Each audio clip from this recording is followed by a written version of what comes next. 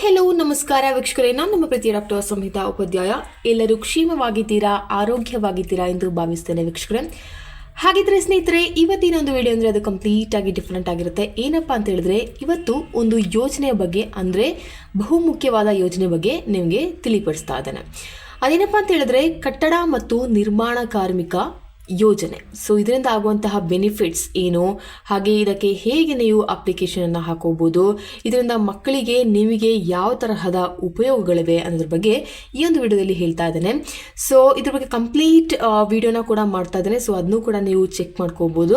So ಈ ಒಂದು ಕಟ್ಟಡ ಮತ್ತು ನಿರ್ಮಾಣ ಕಾರ್ಮಿಕರಿಗೆ ಸರ್ಕಾರವು ಒಂದು ಒಳ್ಳೆಯ ಒಂದು ಬೆನಿಫಿಟನ್ನು ಕೊಡ್ತಾ ಇದೆ. ಸೊ ನಿಮಗೆ ಆಗಲಿ, ನಿಮ್ಮ ಮಕ್ಕಳಿಗೆ ಆಗಿರಲಿ, ನಿಮ್ಮ ಹೆಲ್ತಿಗೆ ಆಗಿರಲಿ, ಅಥವಾ ನಿಮಗೆ ಯಾವುದಾದ್ರೂ ಒಂದು ಆಕ್ಸಿಡೆಂಟು, ಅಪಘಾತಗಳು ಸಂಭವಿಸಿದ್ರೆ ಆಗಿರಲಿ, ನಿಮಗೆ ಅಥವಾ ಕೆಲಸದ ಜಾಗದಲ್ಲಿ ಯಾವುದಾದ್ರೂ ಒಂದು ಅಪಘಾತ ಸಂಭವಿಸಿದರೆ ಅದಕ್ಕೂ ಕೂಡ ನಿಮಗೆ ಬೆನಿಫಿಟ್ಸ್ ಇದೆ. ಅಂದರೆ ಹಣದ ಸಹಾಯ ನಿಮಗೆ ನೀಡ್ತಾರೆ. ಹಾಗೆ ನಿಮ್ಮ ಮಕ್ಕಳ ಓದುವಿಕೆಗಾಗಲಿ, ಹಾಗೆ ನಿಮ್ಮ ಒಂದು ಫ್ಯೂಚರ್ನ ಇನ್ಶೂರೆನ್ಸ್ಗೆ ಆಗಲಿ, ಅಥವಾ 60 ವರ್ಷದ ನಂತರ ಪೆನ್ಷನ್ ಸ್ಕೀಮನ್ನು ಕೂಡ ಕೊಡ್ತಾ ಇದ್ದಾರೆ. ಸೊ ಇದು ಮಹಿಳೆಯರಿಗೂ ಇದೆ, ಪುರುಷರಿಗೂ ಇದೆ. ಸೊ ಈ ಒಂದು ಸಹಾಯವನ್ನು ಪುರುಷರು ಹಾಗೂ ಮಹಿಳೆಯರು ಸಮಾನವಾಗಿ ಪಡೆದುಕೊಳ್ಳಬಹುದು ಈ ಸರ್ಕಾರದ ವತಿಯಿಂದ. ಸೊ ಹಾಗಾದ್ರೆ ಬನ್ನಿ ಇದ್ರ ಬಗ್ಗೆ ಕಂಪ್ಲೀಟ್ ಮಾಹಿತಿಯನ್ನ ನೀಡ್ತೇನೆ. ಸೊ ಅದಕ್ಕಿಂತ ಮುಂಚೆ ನೀವಿನ್ನೂ ಕೂಡ ನನ್ನ ಚಾನಲ್ಗೆ ಸಬ್ಸ್ಕ್ರೈಬ್ ಆಗದೆ ನೋಡ್ತಾ ಇದ್ದೀರಾ, ಹಾಗಿದ್ರೆ ಪ್ಲೀಸ್ ಸಬ್ಸ್ಕ್ರೈಬ್ ಆಗಿ, ಲೈಕ್ ಮಾಡಿ, ಸಪೋರ್ಟ್ ಮಾಡಿ, ಹಾಗೆ ಕಮೆಂಟ್ ಕೂಡ ಮಾಡಿ ಅಂತ ಹೇಳ್ತಾ ಇವತ್ತಿನ ಒಂದು ವಿಡಿಯೋನ ತಡ ಮಾಡದೆ ಬೇಗನೆ ಸ್ಟಾರ್ಟ್ ಮಾಡೋಣ. ಸೊ ಈ ಒಂದು ಕಟ್ಟಡ ಮತ್ತು ನಿರ್ಮಾಣ ಕಾರ್ಮಿಕರ ಒಂದು ಸಹಾಯಧನ ಅಂತ ಹೇಳ್ತೀರಾ. ಸೊ ಇದೊಂದು ಯೋಜನೆ ಸರ್ಕಾರದ ವತಿಯಿಂದ ಕಟ್ಟಡ ಮತ್ತು ನಿರ್ಮಾಣ ಕೆಲಸ, ಅಂದರೆ ಈ ಒಂದು ಕಟ್ಟಡದಲ್ಲಿ ಯಾವುದಾದ್ರೂ ಕೆಲಸನ ಮಾಡ್ತಾ ಇರ್ಬೋದು, ಆಚಾರಿ ಆಗಿರ್ಬೋದು, ಗಾರೆ ಕೆಲಸದವರಾಗಿರ್ಬೋದು.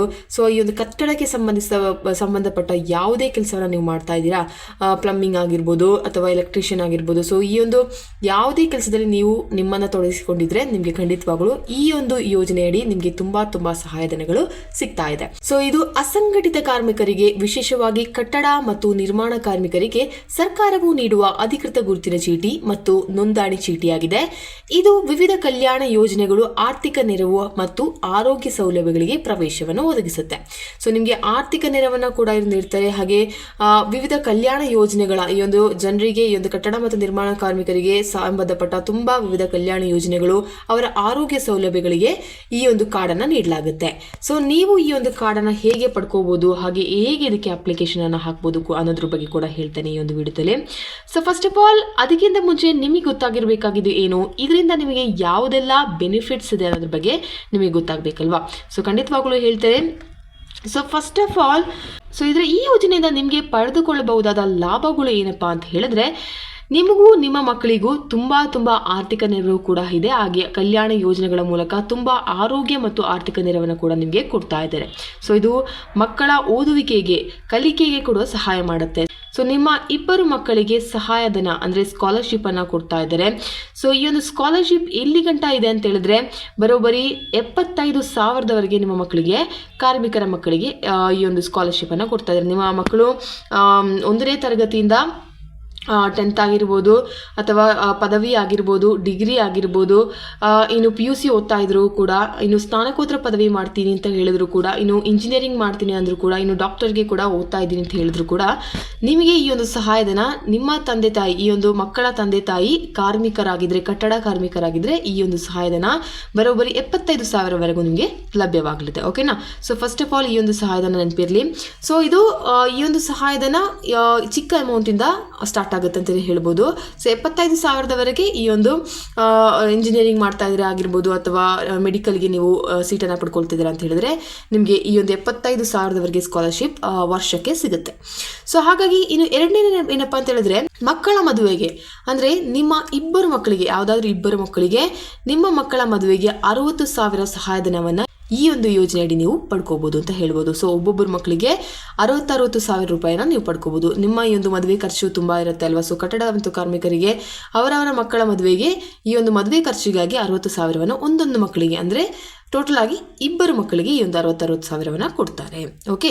ನೆಕ್ಸ್ಟ್, ಇನ್ನು ನಿಮ್ಮ ಮಕ್ಕಳು ಡಿಗ್ರಿ ಮಾಡ್ತಾ ಇದ್ದಾರೆ ಅಥವಾ ಇಂಜಿನಿಯರಿಂಗ್ ಮಾಡ್ತಾ ಇದ್ದಾರೆ ಅಂತ ಹೇಳಿದ್ರೆ, ನಿಮ್ಮ ಮಕ್ಕಳಿಗೆ ಲ್ಯಾಪ್ಟಾಪ್ ಸಹಾಯಧನವನ್ನು ಕೂಡ ಕೊಡ್ತಾ ಇದ್ದಾರೆ. ಅವರ ಓದುವಿಕೆಗೆ ಲ್ಯಾಪ್ಟಾಪ್ ಸಹಾಯವನ್ನು ಕೂಡ ಈ ಒಂದು ಸರ್ಕಾರದ ವತಿಯಿಂದ ಉಚಿತವಾಗಿ ಈ ಒಂದು ಲ್ಯಾಪ್ಟಾಪ್ ಅನ್ನು ಕೂಡ ಕೊಡ್ತಾರೆ.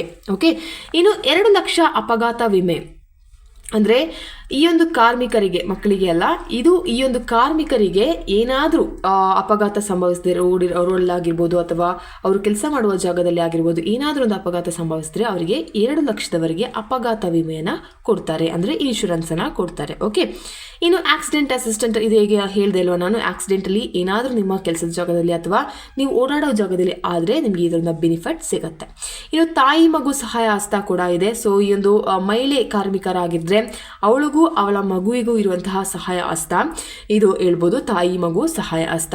ಇನ್ನು continuation of disability pension. So ನೀವು ಯಾವುದಾದ್ರೂ ಅಪಘಾತ ಸಂಭವಿಸಿ ನಿಮಗೆ ಯಾವುದಾದ್ರೂ ಅಂಗವೈಕಲ್ಯ ಇದ್ದರೆ ನಿಮಗೆ ಡಿಸಬಿಲಿಟಿ ಪೆನ್ಷನ್ ಕೂಡ ನೀವು ಪಡ್ಕೋಬೋದು, ಅಂದರೆ ಅಂಗವೈಕಲ್ಯ ಸಹಾಯ. ಈ ಒಂದು ಪೆನ್ಷನ್ ಏನು ಹೇಳ್ತೀರಲ್ಲ, ಅದೊಂದು ಅಂಗವೈಕಲ್ಯದ ಸಹಾಯ ಕೂಡ ನಿಮಗೆ ಸಿಗುತ್ತೆ.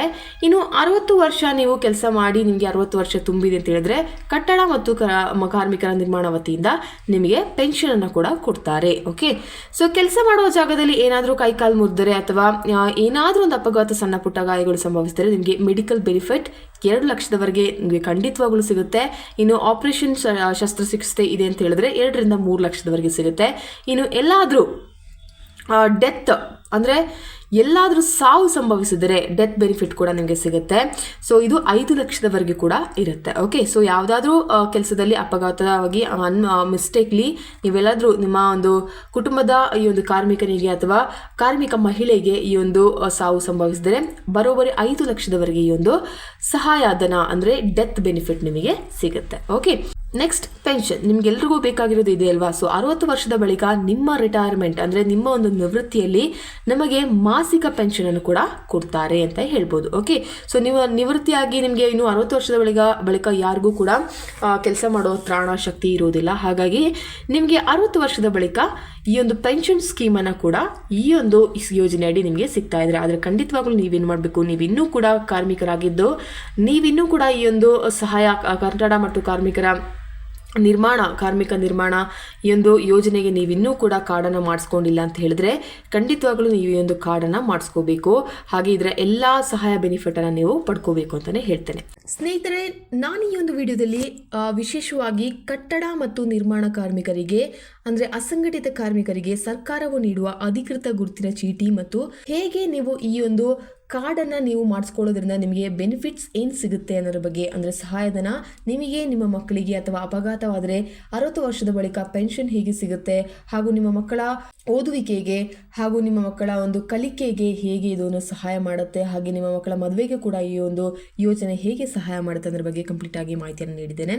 ಹಾಗಿದ್ರೆ ಇನ್ನು ಆರ್ಥಿಕ ನೆರವು ಮತ್ತು ಆರೋಗ್ಯ ಸಮಸ್ಯೆಗಳು ಕೂಡ ಏನೆಲ್ಲ ಮಾಡ್ಬೋದು, ಏನೆಲ್ಲ ನಿಮಗೆ ಸಿಗುತ್ತೆ, ಏನೆಲ್ಲ ಸೌಲಭ್ಯಗಳು ನಿಮಗೆ ಸಿಗುತ್ತೆ ಅನ್ನೋದ್ರ ಬಗ್ಗೆ ಖಂಡಿತವಾಗ್ಲೂ ತಿಳಿಸ್ಕೊಟ್ಟಿದ್ದೇನೆ. ಇನ್ನು ಈ ಒಂದು ಕಾರ್ಡ್ಗೆ ಹೇಗೆ ನೀವು ಅಪ್ಲೈಯನ್ನು ಮಾಡ್ಕೋಬಹುದು ಅನ್ನೋದ್ರ ಬಗ್ಗೆ ಖಂಡಿತವಾಗ್ಲೂ ನೆಕ್ಸ್ಟ್ ವಿಡಿಯೋಲಿ ತಪ್ಪದೇ ತಿಳಿಸ್ತೇನೆ. ಸೊ ಖಂಡಿತವಾಗ್ಲೂ ಈ ಒಂದು ವಿಡಿಯೋನ ಕೂಡ ಕಂಪ್ಲೀಟ್ ಆಗಿ ನೋಡಿದ್ರೆ ಆ ಒಂದು ವಿಡಿಯೋನ ಕೂಡ ಕಂಪ್ಲೀಟ್ ಆಗಿ ನೋಡಿ ಅಂತ ಹೇಳ್ತೇನೆ. ಓಕೆನಾ, ಈ ಒಂದು ವಿಡಿಯೋನ ಸ್ಟಾಪ್ ಮಾಡ್ತೇನೆ. Till then see you, it's me doctor Sumita Upadhyay. ಧನ್ಯವಾದಗಳು. Thank you.